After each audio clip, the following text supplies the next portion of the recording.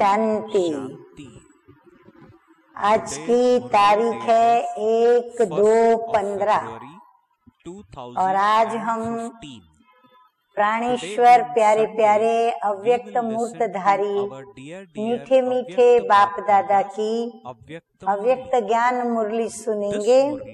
तो revise course की मुरली की तारीख है 30/1/79 की जनवरी मास की मुरली है और आज की ज्ञान मुरली का शीर्षक है सर्व बंधनों से मुक्ति की युक्ति है।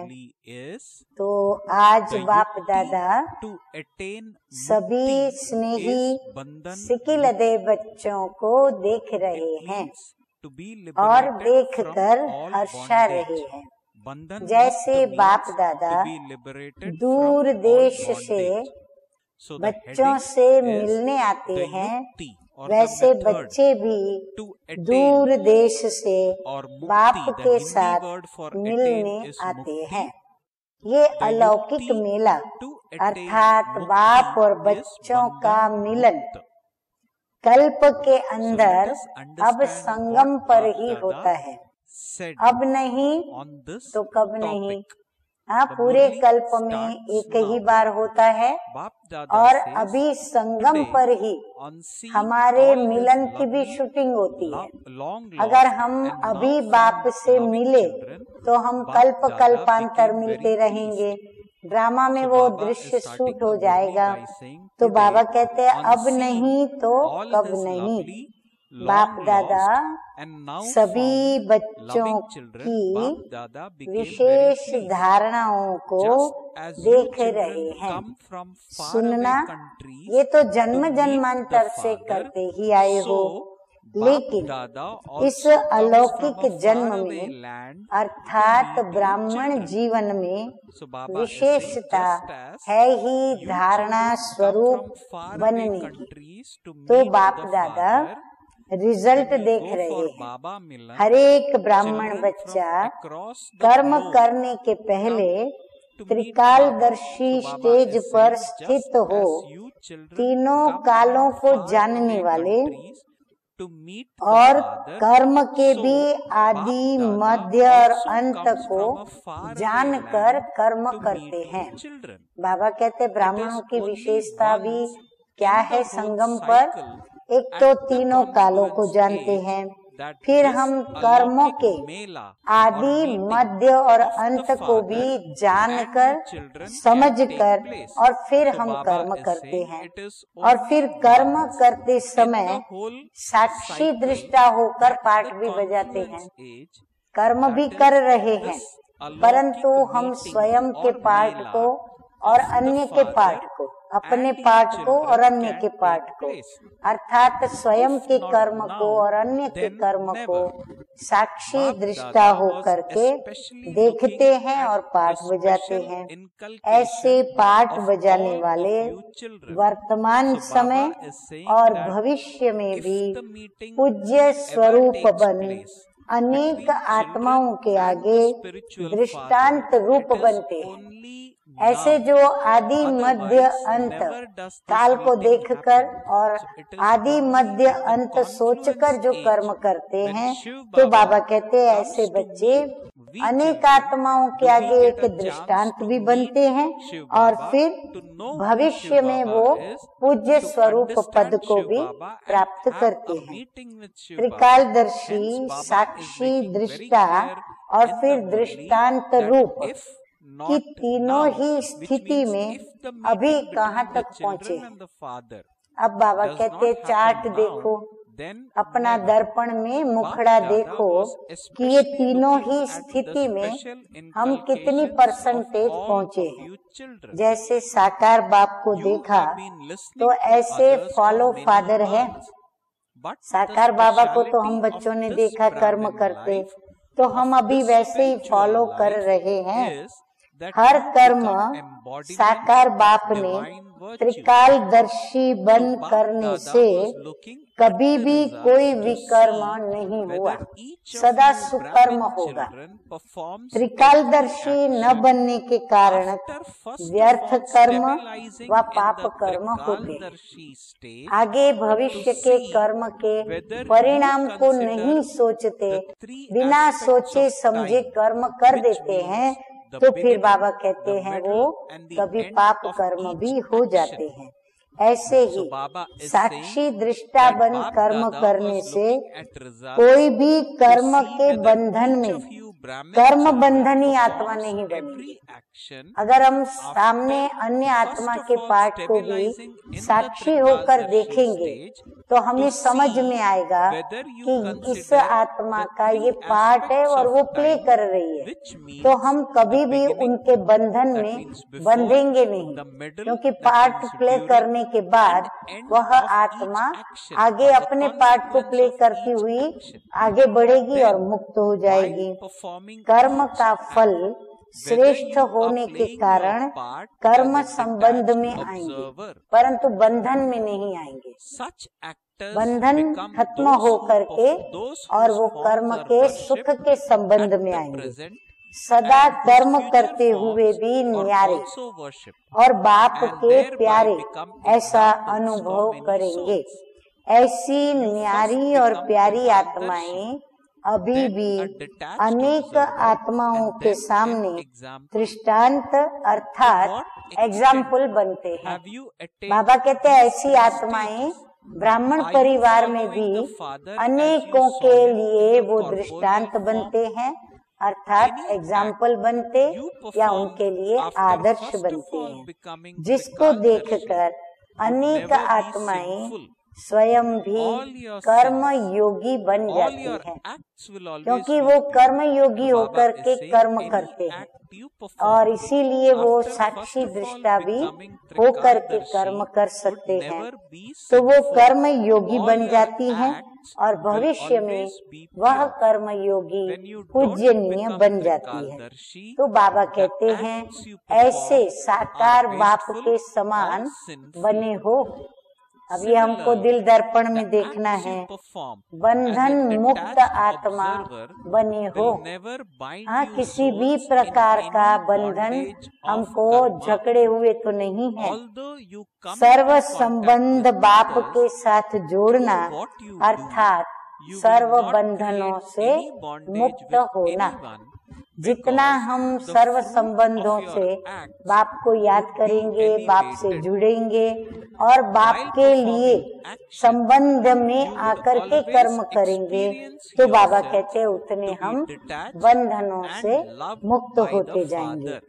अनेक जन्मों के अनेक प्रकार के बंधन को समाप्त करने का सहज साधन बाप से सर्व संबंध। अगर किसी भी प्रकार का बंधन अनुभव करते हो तो उसका कारण है संबंध नहीं, या संबंध है तो बंधन नहीं, और यदि कोई बंधन है तो कहीं न कहीं पूर्ण रीति से संबंध बाप से सर्व प्रकार से जोड़े नहीं। तो बाप दादा रिजल्ट देख रहे थे कि अभी तक कौन से बंधन हैं। बच्चों की रिजल्ट देख रहे थे। देह के बंधन का कारण है देही का संबंध बाप से नहीं जोड़ा है। बाप की स्मृति और देही स्वरूप की स्मृति की धारणा नहीं है। पहला पाठ ही कच्चा है। बाबा कहते ये पहला पाठ है, मैं देह नहीं परंतु मैं देही विदेही बाप की संतान हूँ। तो बाबा कहते पहला पाठ ही कच्चा है, यानी फाउंडेशन ही कच्चा है। सेकंड में देह से न्यारे बनने का अभ्यास और सेकंड में देह के बंधन से वो मुक्त बना देता है। स्विच ऑन हुआ और बंधन भस्म। जैसे ही देही की स्मृति और विदेही बाप की स्मृति का स्विच ऑन हुआ, बाबा कहते हैं कि सारे देह और देह के संबंधों की स्मृति भस्म हो जाती है। जैसे साइंस के साधनों द्वारा भी वस्तु सेकंड में परिवर्तन हो जाती है, वैसे साइलेंस की शक्ति से देही के संबंध से बंधन खत्म। अब तक भी अगर पहली स्टेज, पहला पार्ट देह के बंधन में है तो क्या कहेंगे? इसका मतलब हम उम्र से बड़े हो गए, बीकॉम और डॉक्टरी कॉलेज में पढ़ने वाले हो गए, लेकिन देह के बंधन से मुक्त होने का जो पहला पाठ है अभी तक नहीं पढ़ा, तो गोया हम कहाँ हैं? केजी क्लास में हैं। तो बाबा कहते हैं कि इसको क्या कहेंगे? अभी तक पहली क्लास में है। जैसे कोई स्टूडेंट कमजोर होने के कारण कई वर्ष एक ही क्लास में रहते हैं, तो सोचो ईश्वरीय पढ़ाई का ये लास्ट टाइम चल रहा है और अब तक भी देह के संबंध की पहली चौपड़ी में है, तो ऐसे स्टूडेंट को क्या कहेंगे? और किस लाइन में आएंगे? पाने वाले या देखने वाले? किस में आएंगे? पाने वाले में तो नहीं आएंगे, देखने वाले में जरूर आएंगे। तो अब तक पहली क्लास में तो नहीं बैठे हो। बाबा कहते चेक करो अपने को, कौन सी क्लास में बैठे हो। पर धर्म में स्थित होना सहज होता है, वह स्वधर्म में। स्वधर्म है देही अर्थात आत्मिक स्वरूप में स्थित होना, और पर धर्म है देह स्वरूप। तो सहज क्या अनुभव होता है? जैसा नाम है सहज राजयोगी, वैसा ही अनुभव है। स्वयं को लगता है कि मैं सहज राजयोगी हूँ। सहज मेरा योग विदेही बाप से लग जाता है। वह नाम और काम में फर्क है। या नाम है राजयोगी, पर जब काम करने जाते हो तो राजयोगी के बदले क्या हो जाता है? देह का भान आ जाता है।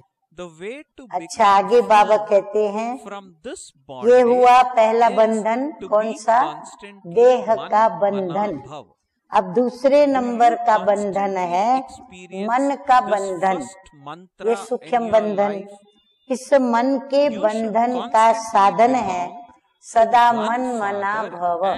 हाँ, बाबा ने बड़ा सुंदर मंत्र देके रखा है कि मन को सदा मीठे मीठे बाबा की याद में रखो, तो मन मना भव। ये पहला मंत्र सदा जीवन में अनुभव करते हो। सदा एक बाप दूसरा न कोई, ये पहला वायदा निभाना, अर्थात मन के बंधनों से मुक्त होना। बाबा कहते अगर एक बाप की याद में रहे, एक मेरा बाबा दूसरा न कोई, दूसरा कोई मुझे याद भी न आए, तो बाबा कहते हैं ये धारणा बंधनों से मुक्त होने की धारणा है। तो पहला वायदा निभाना आता है ना? हाँ, बाबा पूछ रहे हैं कि ये पहला वायदा निभाना आता है ना? कहना आता है व निभाना आता है। सिर्फ कहना आता है, बोलना आता है, या बाबा कहते हैं कि उसको निभाना भी आता है। निभाना अर्थात पाना। बाबा कहते हैं जो पाते हैं वो निभाते हैं, और जो निभाते हैं वो पाने का अनुभव करते हैं। तो इसमें भी चेक करो कि कहाँ तक बंधन मुक्त बने हैं। सदा सर्व आकर्षण से परे एक की ही लगन में मगन है, एक रस है। एक बाबा की याद में स्थिति मेरी एक रस है, अचल है व चंचल है। अगर अब तक चंचल है तो क्या कहेंगे कि अभी तक छोटा बच्चा है और स्टेज आकर के पहुंची है वानप्रस्थ की, ऐसी स्टेज के समय ये चंचलता जैसे शोभा नहीं देती। हाँ, जैसे शर्मसार करती है ये बात। तो बचपन की स्टेज अच्छी लगती है। बाबा पूछ रहे हैं कि बचपन की स्टेज में चल रहे हो तो क्या बचपन की स्टेज अच्छी लगती है? ब्राह्मण जन्म का अधिकार मास्टर सर्वशक्तिमान का प्राप्त किया है। आगे बाबा कहते हैं कि अधिकार के आगे ये देह व मन के बंधन रह सकते हैं। जो अधिकारी होता है ना, जैसे वो मालिक होता है, तो मालिक के आगे ये बंधन जो है वो रह सकते हैं। प्रैक्टिकल अनुभव क्या है? बाबा कहते प्रैक्टिकल में क्या अनुभव किया? सदा ये 3 बातें याद करो, त्रिकालदर्शी, फिर साक्षी दृष्टा और उसकी रिजल्ट विश्व के आगे दृष्टांत रूप। इस स्थिति को सदा याद रखो तो सदा बंधन मुक्त जीवन मुक्त अवस्था का अनुभव करेंगे। पुरुषार्थ का समय बहुत बीत चुका, अब थोड़े का भी थोड़ा सा रहा है। समय के प्रमाण अपनी रिजल्ट चेक करो। इस मेले का भी अब थोड़ा सा समय रह गया है, इसलिए अब सुना तो बहुत, सुनना अर्थात वाणी द्वारा ही ये ब्राह्मण जन्म लिया, इसलिए तुम मुख वंशावली कहलाते हो। तो जन्म से ही सुनते आए हो। अब क्या करना है? सुनने के बाद है स्वरूप बनना। इसलिए लास्ट स्टेज सिमरती स्वरूप की है। नष्टो मोहा सिमरती लब्धा।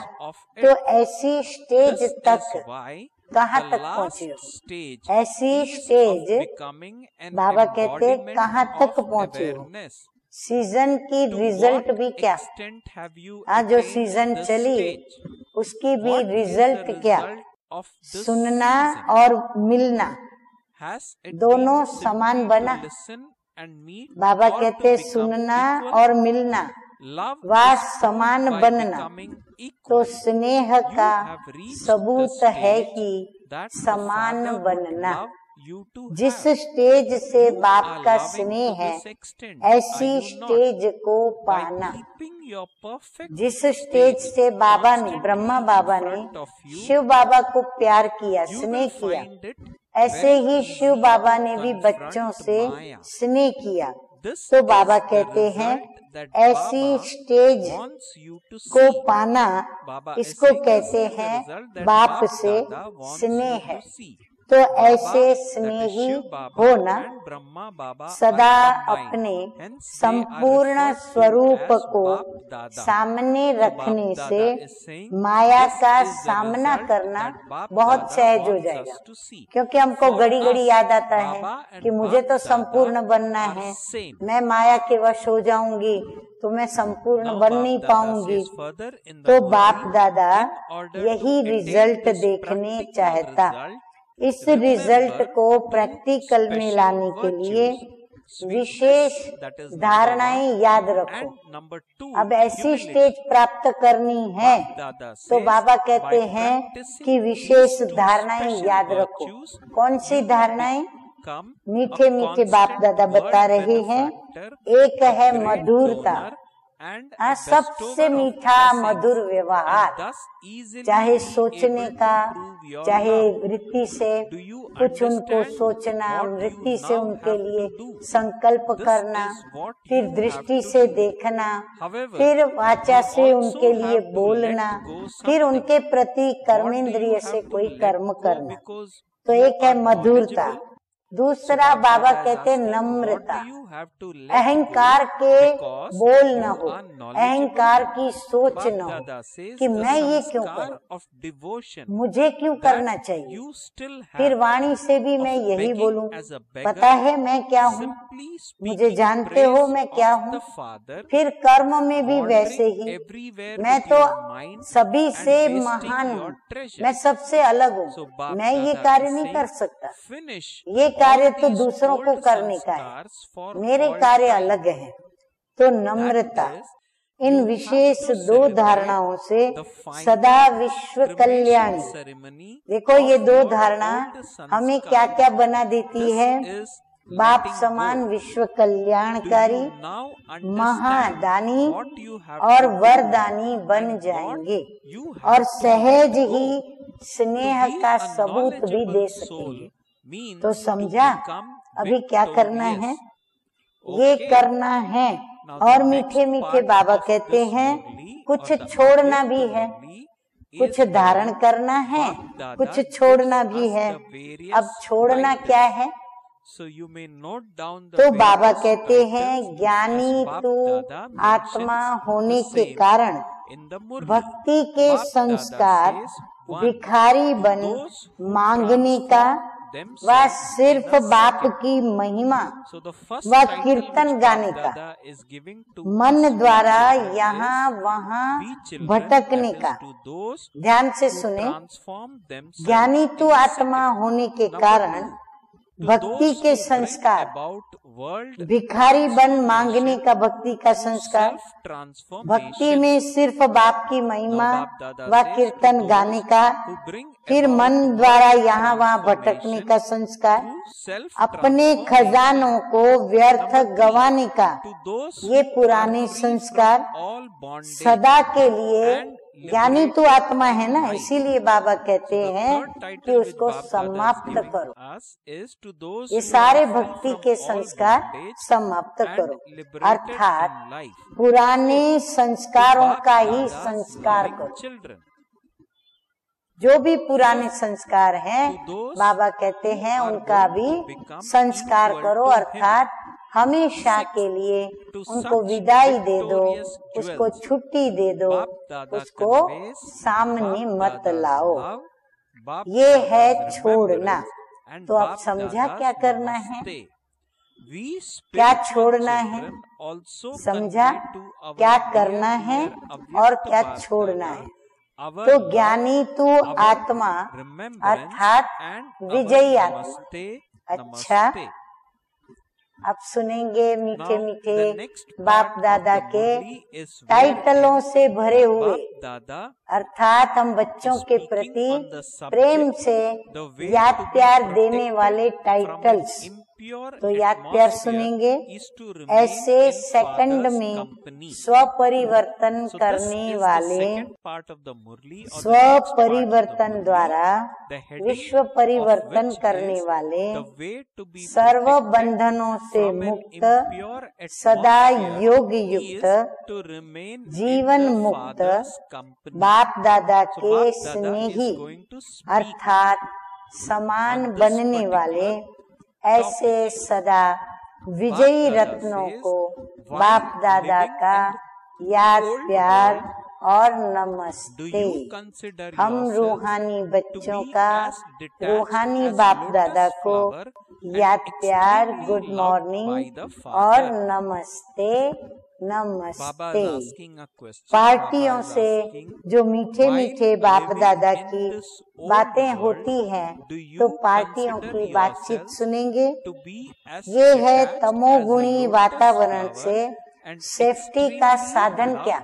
आज सभी कहते हैं हम क्या करें, आप तो आश्रम में बैठे हो, समर्पित जीवन में हो, मन भी आपका बाबा को याद करता, आप योग में बैठते, योग में बिठाते और सारा दिन बाहर भी यही सेवाएं आपकी चलती रहती, परंतु हम तो माया की दुनिया में जाते हैं। आप ब्राह्मणों के बीच में हंसों के संग में बैठे हैं, सारा दिन हंसों के बीच में हैं, लेकिन हमें तो हंसों का संग नहीं मिलता।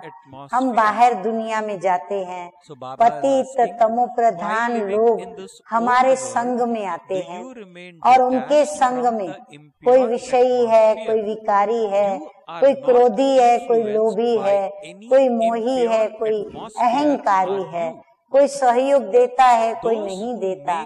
तो आप तो इसमें चलते हो, इसलिए आपके लिए तो बड़ा सहज है, लेकिन हमारे लिए तो हमको लगता है कि ये बात बड़ी हमारे लिए कठिन है, तो वो अपने को अनसेफ समझते हैं। इसलिए बाबा हमको अभी सेफ्टी का साधन विशेष जो ऐसा समझने वाले बच्चे हैं उनको बता रहे हैं कि सेफ्टी का साधन है बाप का साथ।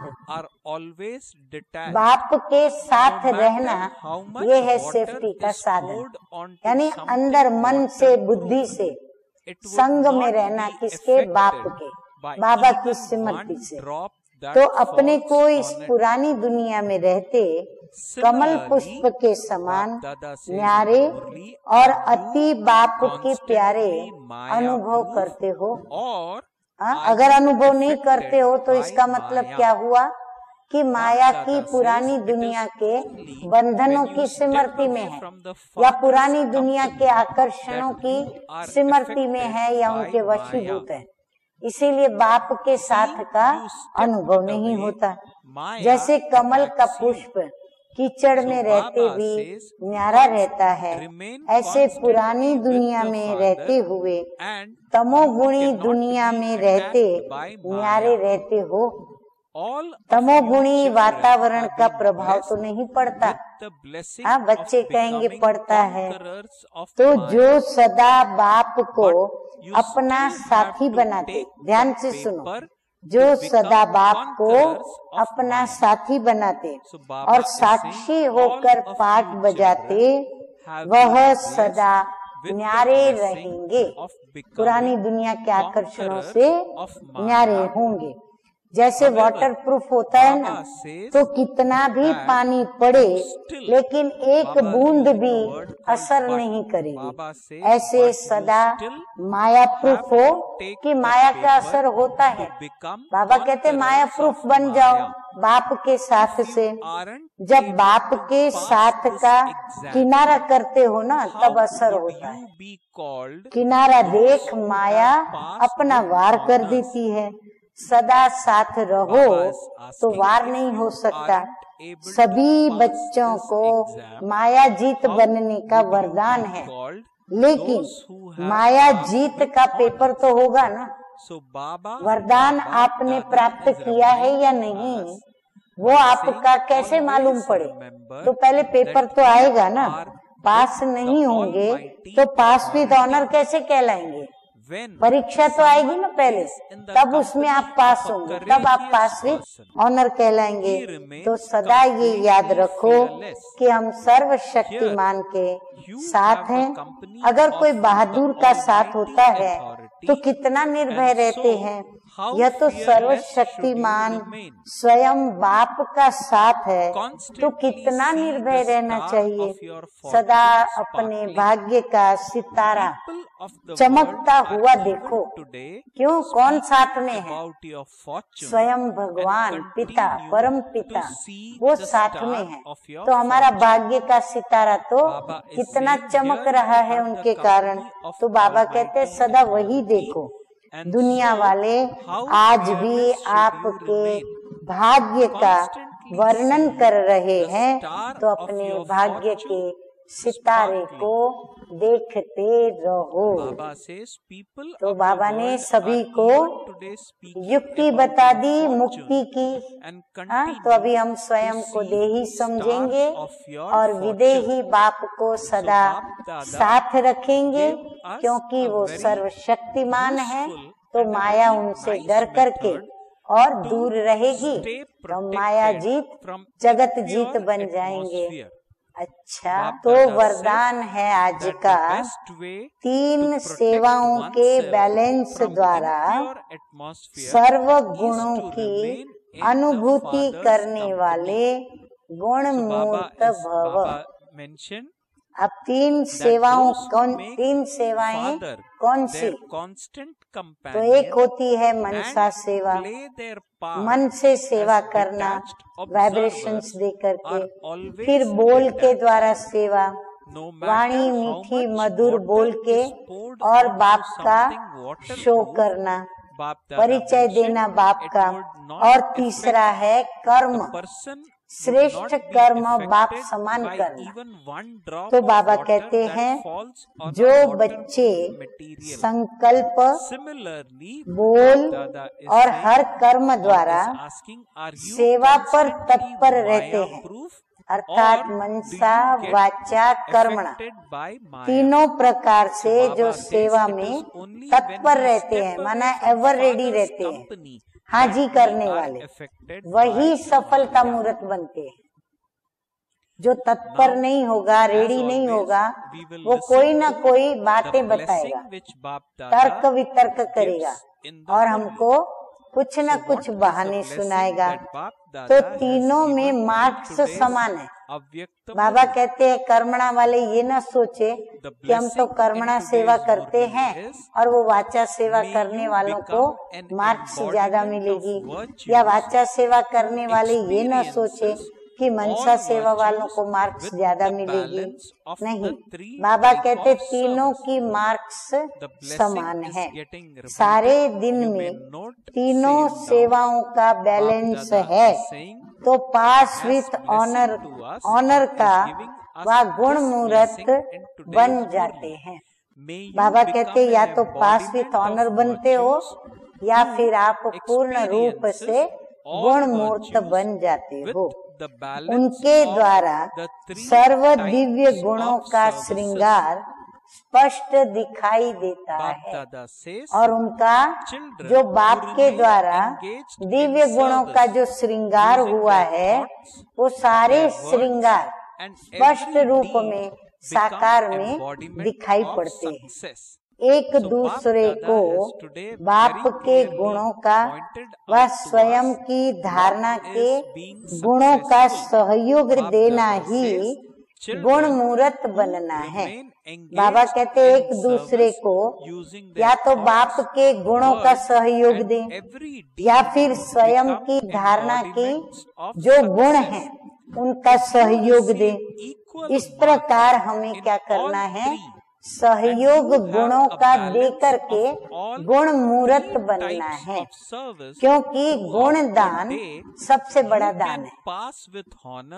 अगर हमने गुणों से सहयोग दिया, गुणों का भी सहयोग दिया, यानी किसी को गुण धारण कराया, किसी को गुण धारण करने में सहयोग दिया, किसी को गुणगान हो, गायन हो, ऐसा उसको महिमा योग्य बनाया, तो बाबा कहते हैं ऐसा सहयोग देना ये गुणदान कहा जाता है, और ये सबसे बड़ा दान है। अच्छा, आप क्या सुनेंगे? स्लोगन सुनेंगे। स्लोगन है निश्चय रूपी फाउंडेशन यदि पक्का है, निश्चय रूपी फाउंडेशन यदि पक्का है तो श्रेष्ठ जीवन का अनुभव स्वतः ही होता है। जैसे बाबा ने आज बताया कि पहला पाठ वो है देही का। अगर हमको देही का पाठ पक्का नहीं तो विदेही बाप की स्मृति नहीं आ सकती, तो फिर हमारे अंदर किसी भी प्रकार की धारणाएं भी नहीं हो सकती। इसीलिए फाउंडेशन को निश्चय के आधार पर पक्का करना है। हमारा निश्चय हो कि बाप जो हमें ज्ञान देते हैं वही सत्य ज्ञान है, वो सत्य ज्ञान है। और जो बाबा ने मुझे बताया कि तू देह नहीं पर देही हो, विदेही बाप की संतान हो, तो विदेही बाप की स्मृति में रहे। मेरा तो एक बाप दूसरा न कोई। यदि ये स्मृति पक्की रहे निरंतर, तो हमारे जितने भी बंधन हैं वो सारे टूट जाएंगे और बंधन टूटेंगे तो ऑटोमेटिकली हम बाप के सर्व संबंधों में आ जाएंगे। तो जो बाप के सर्व संबंधों में आते हैं, जो सर्व संबंधों में चलते हैं, उनके बंधन फिर ऑटोमेटिकली टूटते हैं। तो संबंध और बंधन, इनसे युक्ति पूर्वक मुक्ति बाबा दिला देते हैं, सरल बातें बताकर। इसीलिए उसको युक्ति कहा गया। युक्ति माना सहज बात और बड़ी सरल बात। सहज मिसाल बताया बाबा ने, और मिसाल बताते हुए हमें ज्ञान समझा दिया बाबा ने। तो इसीलिए हमें ये अनुभव श्रेष्ठ जीवन का तब स्वतः ही होता है। अच्छा, ओम शांति।